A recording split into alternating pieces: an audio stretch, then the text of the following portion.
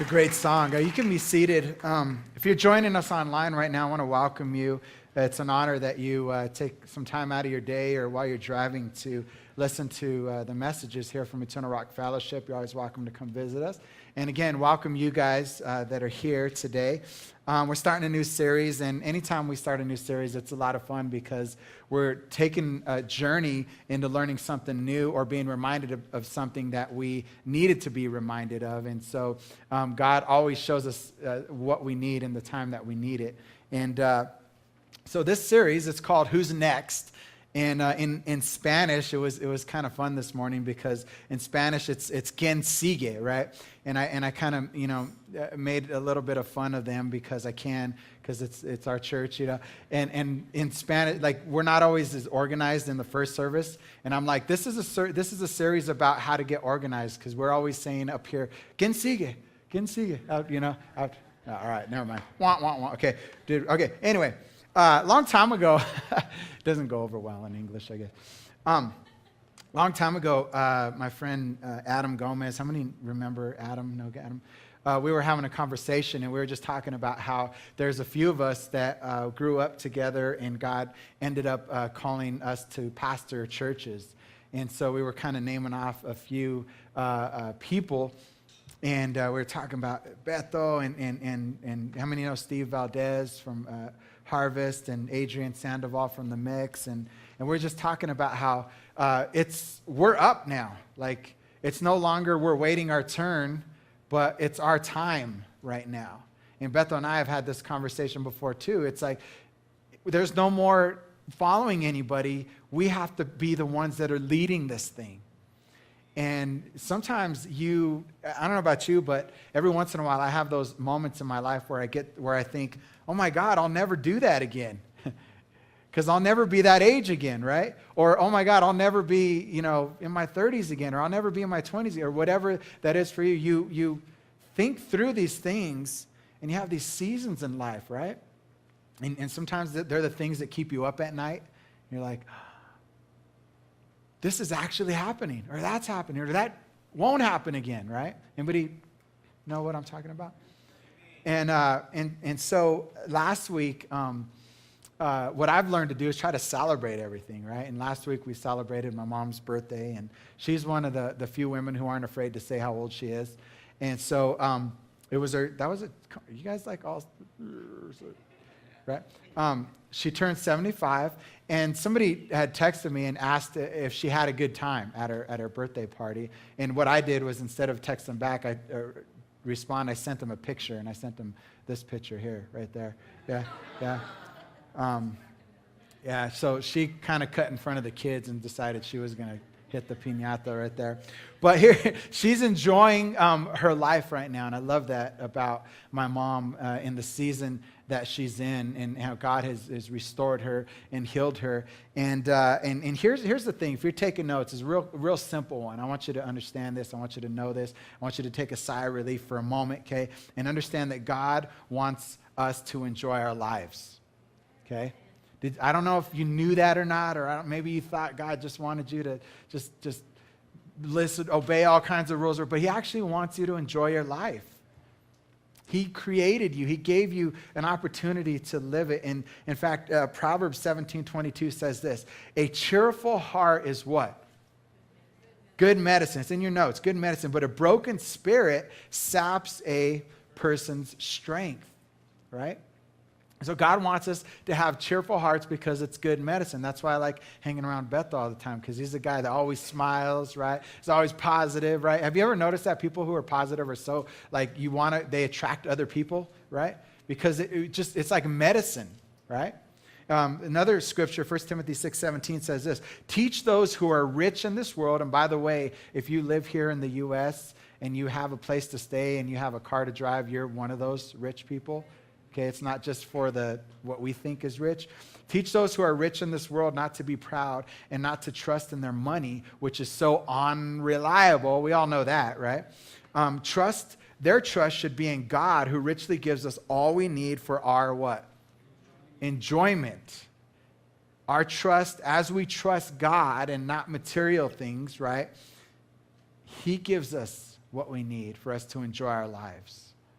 And it's a whole new perspective of looking at things. And again, what I love most about my mom in this season is that not only is she enjoying her life, and I think right now in a different way than she had before, but she's at the same time, simultaneously, and I want you to hear this, simultaneously, she's still thinking about who's next.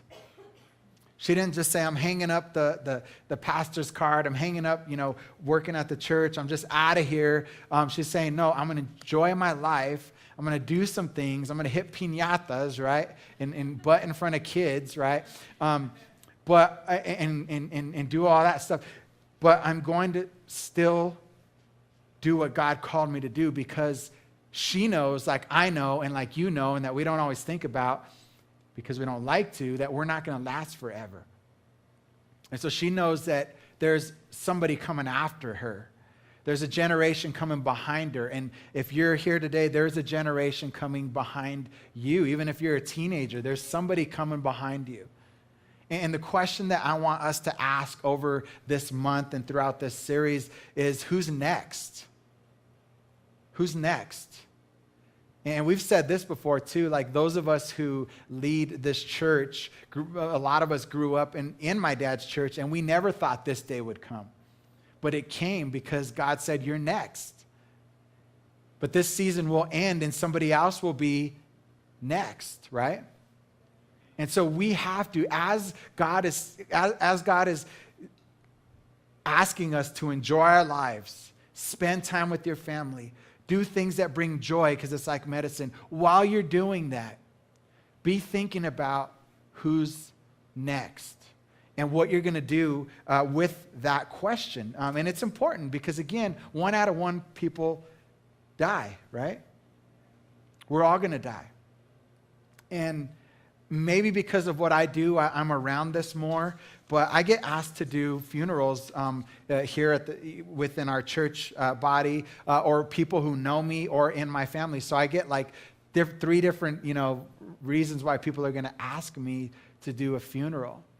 And I'm going to try to describe to you the process of what that looks like. But if somebody passes away, I get a call and they say, Joe, we would like you to do the funeral, whether that's family here at the church or somebody that knows me from outside that doesn't have a pastor.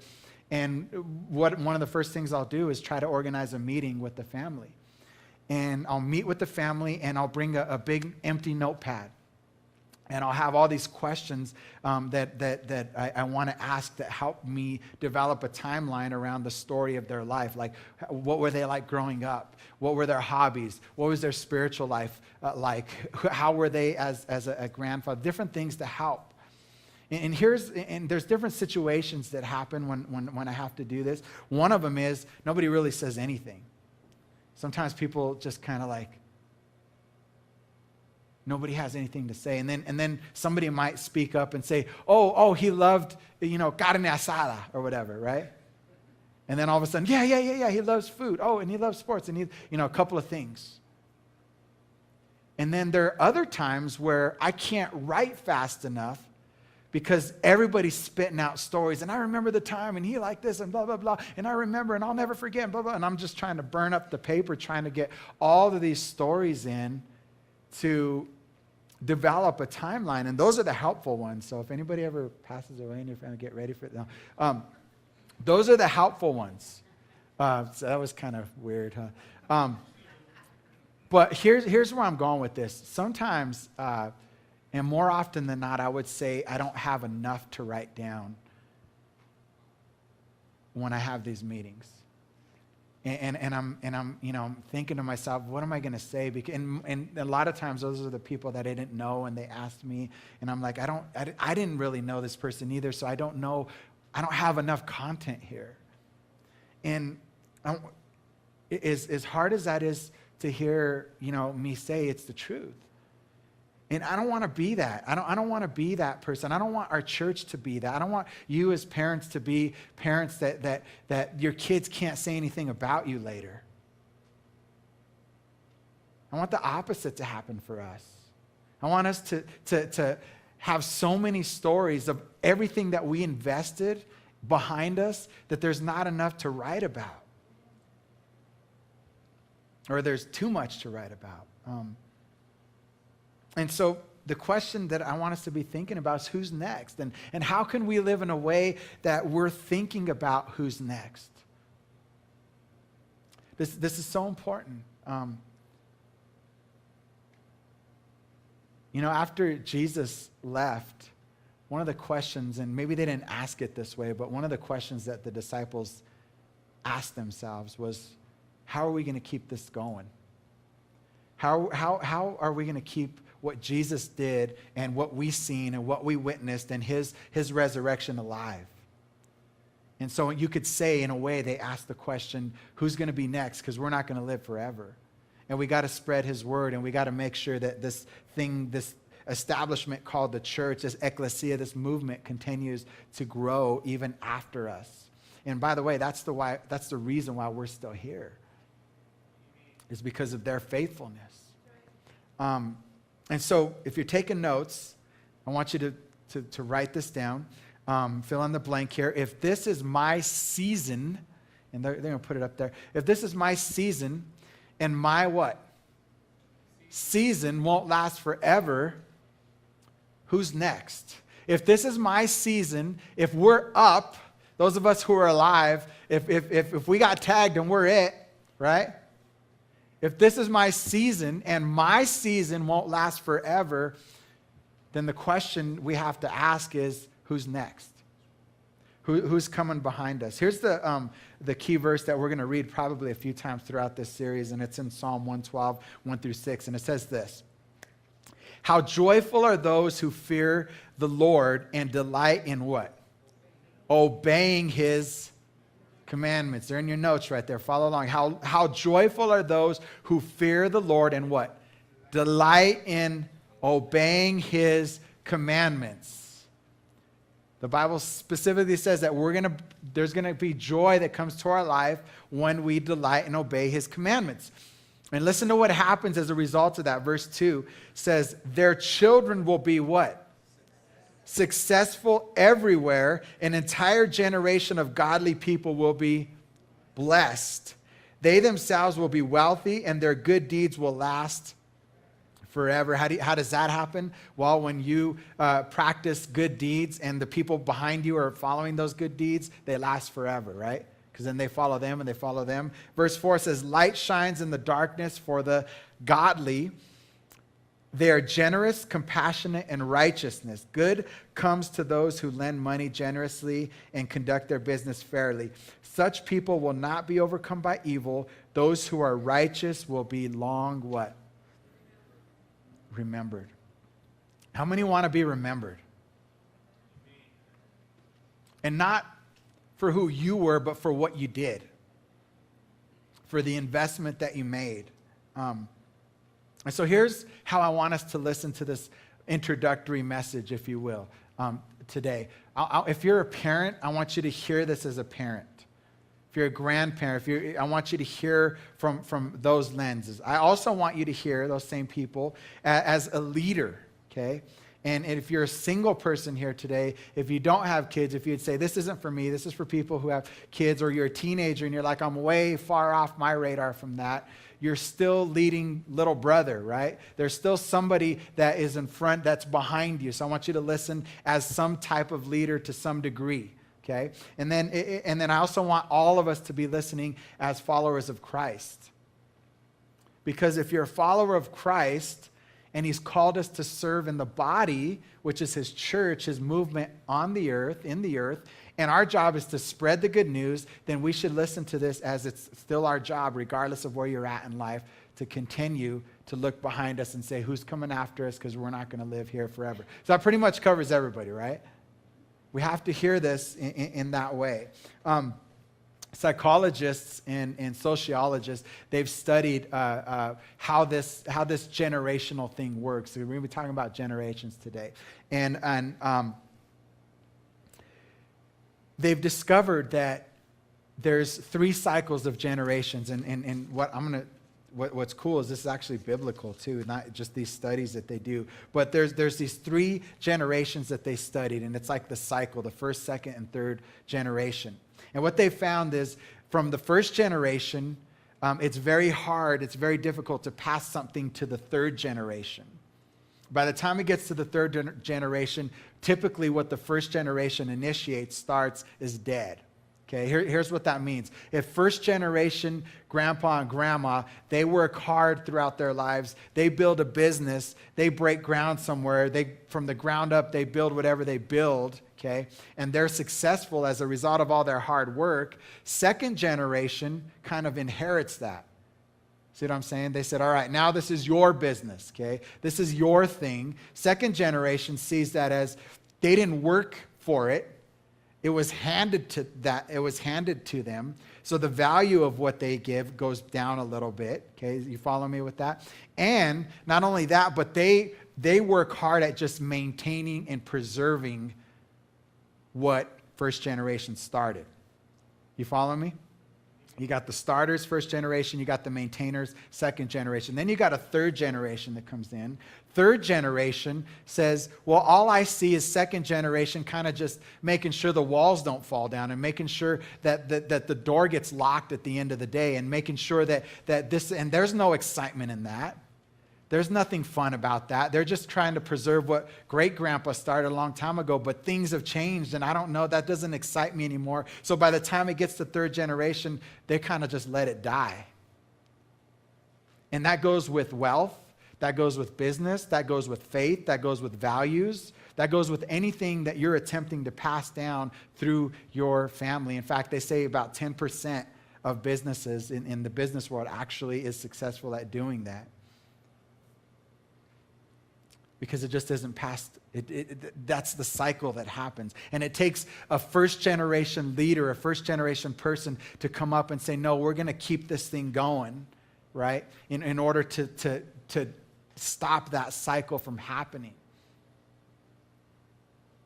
And so you have these first-generation people who are strong. They take risks. They invest, they work hard, and then they have success. And you have the second generations protecting, preserving, just making sure it keeps running. And third goes to decline, and they call it the growth, strength, preserve, and decline cycle.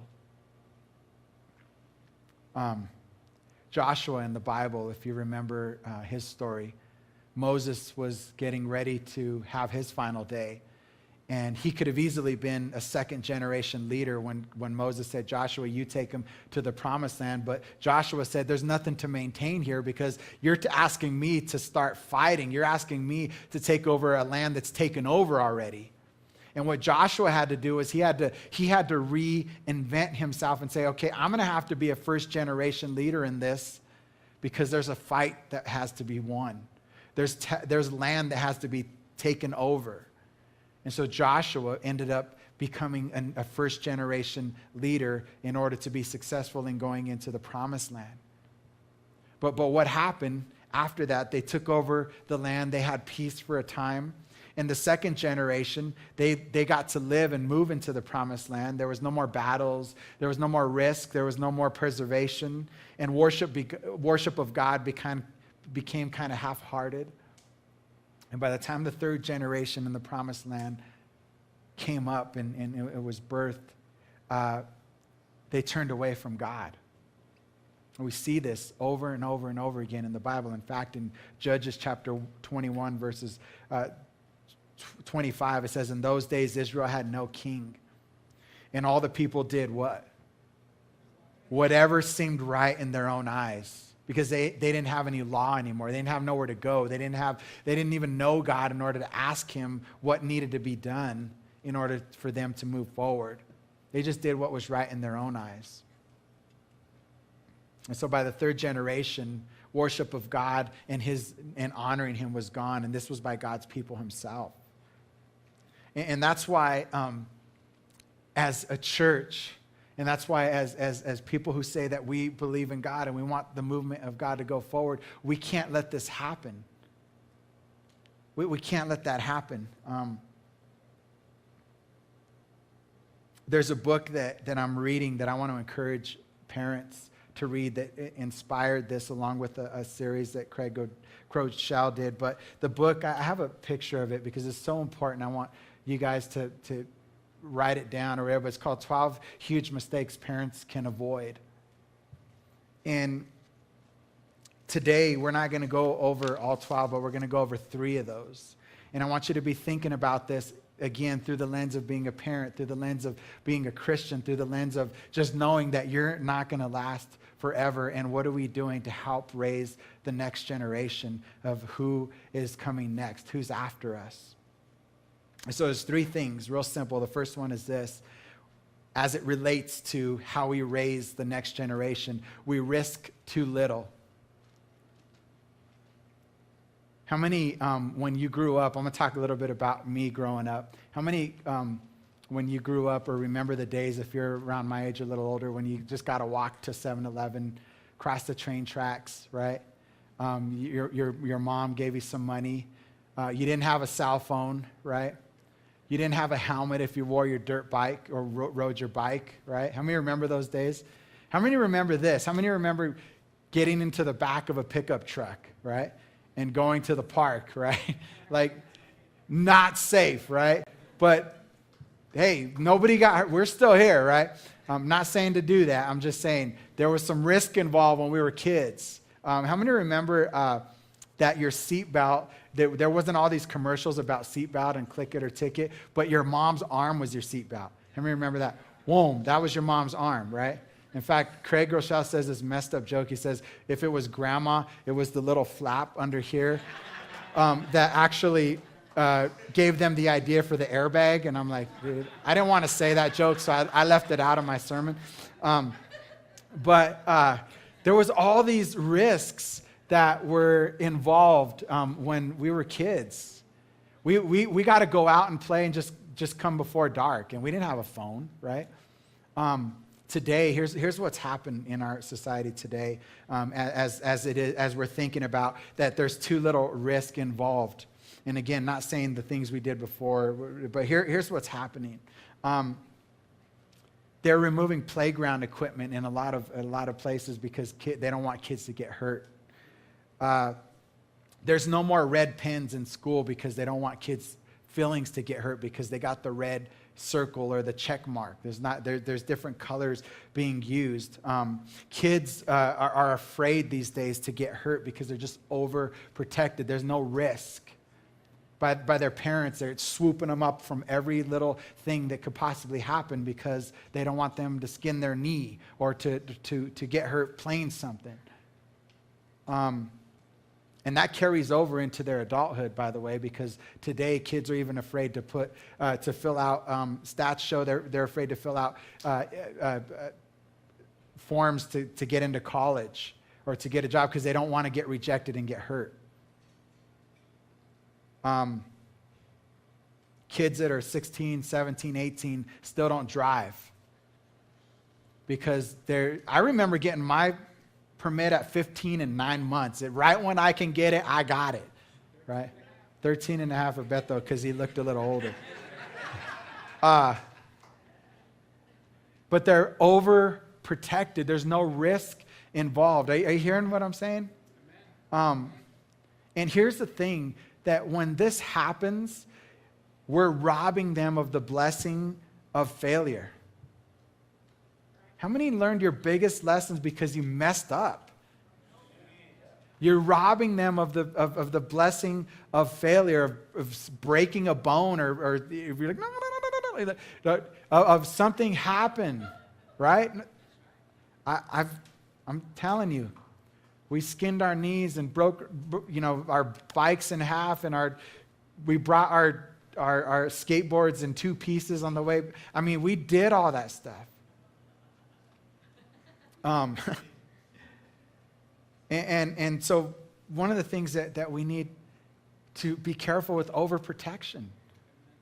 We risk too little. Let them have some fun, right? Okay, number 2, we rescue too quickly. What happens? Your son or daughter, they forget their school project, and you do it for them, right? Or you stay up until midnight and make sure they get it done because they forgot to do it. Right? Students, right? There's some of you in here. Kids are in here. Forget their lunch and you run it to them, right? Instead of them learning the lesson of just going without food for a day and never doing that again, we rescue them so they don't care. They're like, well, if I forget, mom's here. If I don't forget, they'll bring it. If I don't forget, they'll do it. They'll save me. They'll rescue mom, grandma, everybody who comes to my rescue. And they'd never learn any responsibility. They get in trouble and you give them an excuse. I'm sorry you had a stressful day. That's probably why you acted out. I'm sorry that maybe you didn't, you give them a reason why they acted the way they acted instead of just saying, quit it. That wasn't right?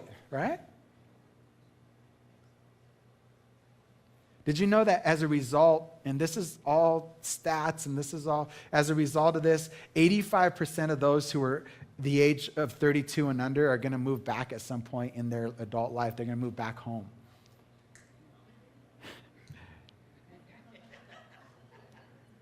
Because there's no independence that's been taught or learned. I study all my sermons at a library. I started using public libraries a little over a year ago. Free Wi-Fi, air-conditioned study rooms, things like that. And I started going to one library in particular almost a year ago. And there's a guy in there that had this long beard, And you kind of notice after a while. It's like the gym or like anywhere else you go. You kind of see who's there all the time. And this guy's just, I'm studying. All I could hear is,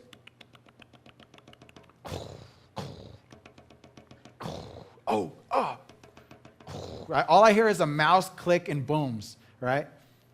And this guy, one day he cuts his beard, and I'm like, man, this guy's like in his 20s, and here's the deal.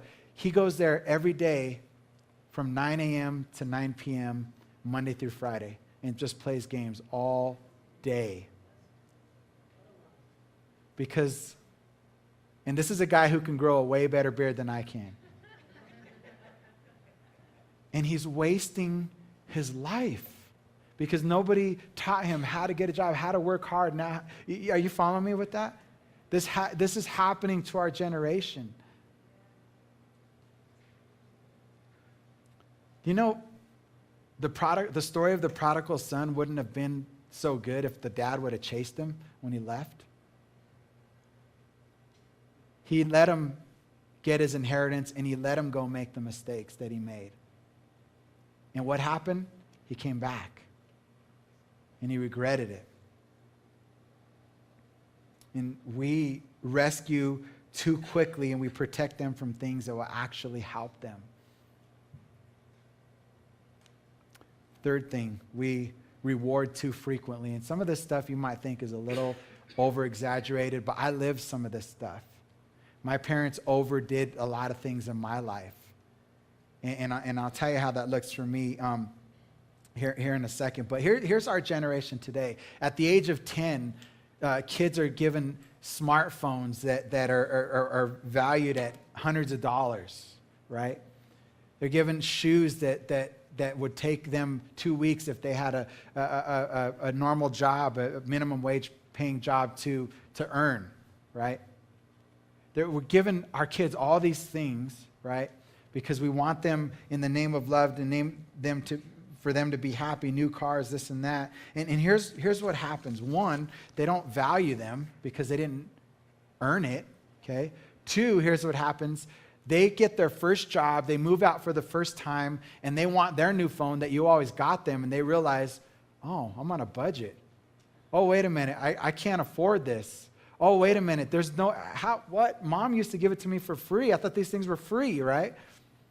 And then they're sitting at the store wondering all this stuff, and guess who makes it happen? The person who offers them the credit card. And then the person that offers them the credit card makes that happen, and all of a sudden the kid's going to debt, right? I did that. I'm a walking testimony of that. My parents got me Jordans, and they got me all this stuff, and then as soon as I was out of the house, I'm like, I still want Jordans, I still want all this stuff. I didn't know the value of it. And so we reward too frequently. So they don't learn the value. And we've bowed down to this idol of just being happy. You know what our culture tells us about what we need to do with our kids is just make them happy. Just make them happy. Make them happy. Do anything that makes them happy. It's all that matters is happy, right? That's what the culture says. Because anyway, doesn't God say, be happy as I am happy, right? No, God says, be holy as I am holy, right? In 1 Peter 1:16. You know what else happens when we teach our kids just happy is all that matters? They start getting into relationships, and once they're not happy anymore, they leave it. I'm going to find somebody else because they don't make me happy. Because they bought into, it's all about being happy. So here's the big thing that I want you to learn from today out of all this, and it's this last note in here, last point is this. We must focus less on today's happiness and more about tomorrow's readiness. That doesn't mean not to have good times, not to have fun. What that means is your focus as you're having fun, as you're enjoying your life, as you're bringing up children, as we're raising them here in the church, instilling biblical values in them, as we're doing all of this, our mindset is we're doing this and we're saying no and we're limiting this and we're not doing that because I want them to be ready for tomorrow. And not just happy for today. So this is what we're going to talk about all month long, right? About the next generation, about who's next, because we're called to invest into them. And I want you to invite people. I want you to invite other people that could use, some biblical understanding of how it is that we need to invest into our children. And we need to do that. We need to be thinking about this as a church as well. My dad started this church 25 years ago, and he is what we would classify as a first-generation risk taker, taking a church that was basically dead, that had one or two families left, and working as hard as he can without pay for the first 5 years to build the church up, and his reward was that God blessed him with a church. And a couple years ago, when he passed away, in comes the second generation. Do you know we're second generation right here of this church?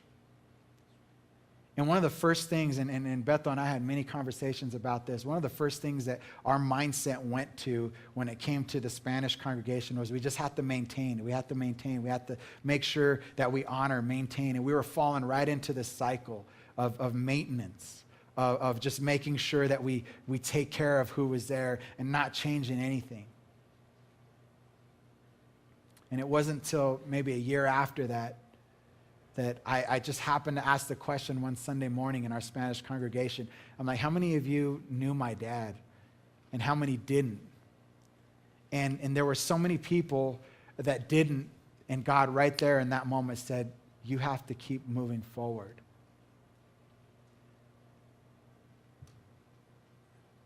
And so that's why when you see changes around here, when you see that now we're one church with two languages, when you see us improving downstairs, painting, putting carpet in, putting in new whatever we do here, all the new things, it's because we have to maintain the first generation mentality. Amen. We have to maintain that. Or else if we don't, and we keep the preserve, maintain, we didn't earn it mentality, because we didn't earn this building. And that's probably why we're not really good at taking care of it, if you notice that, right? The people who earned it are the ones that like to clean it, just being straight up, right? We come in here like it's a hotel sometimes, okay? But we have to keep the first generation mentality. We didn't earn this place, but we have to be the ones that initiate the next generation, the new change. If not, if we just maintain, what's going to happen to our kids? It's going to go into decline. Our kids aren't going to see anything that is exciting about Jesus, anything that's exciting about what's happening after them, and it's going to fall. Are you hearing what I'm saying?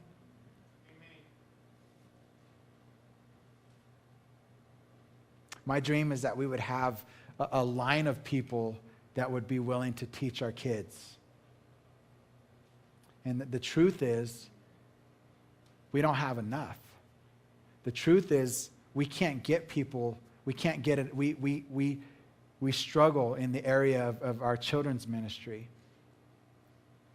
Because it feels like, and I'm not saying that it is, it feels like nobody wants to invest. And so I'm going to challenge you today, if you've never, ever, if you haven't done this before and you kind of feel God talking to your heart, next week, Angelica talked about the meeting they're having. I want you to be part of that meeting. I want you to show up and say, I've never done this before, but I want to try. I want to do something that would make a difference long after I'm gone. Because I have to be thinking about who's next. And as we finish today, we're going to do communion. But here's what I would love for you to do. And you could even do it right now. We're going to get ready to finish here. We have these Connect cards. And we're by the way, get used to these because we're going to use these for everything. But, man, would you just put your name on here and just say that I want to help out. I need information on serving here at the church. And Angelica and Evie, they'll get a hold of you this week, and they'll make sure remind you about next week's meeting. And by the way, they're going to train you. They're going to they're going to give you a schedule. We're getting better at that each year about how that works. We're not going to burn you out. But we do want you to see, and I want you to see, and my dream is that we wouldn't forget about our next generation, but we would invest into them. Let's pray. Lord,